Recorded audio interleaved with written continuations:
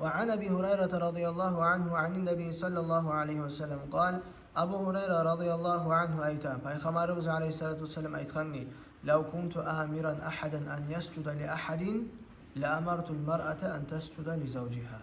Peygamber aleyhissalatu vesselam ayta "Eğer men bir adamga buyura bolgan bolsam Allah'tan gayrı birovge sucda etmekni men buyuracağım katıllaga erlerini sucda eteyen kuy dedi. Şonça da ullu hakları var, erlerini katılları vermeye gerek. Ravahu Tirmizi ve kâle hadisun hasan sahih. Hali her katın kişi şu hadisini eşitegen oylaşkarım atarak ya Resulallah bulay aytağın kuyda ullu hakları erin var. Şunu anlama atarak katın kişi oylaşma atarak sen erine söyleygen zamanla söz kaytarıp erine başka bir aytağın etmeygen zamanla erin başını söyleygen zamanla bu hadisini esin gelme atarak Peygamber aleyhissalatu vesselam aytkan.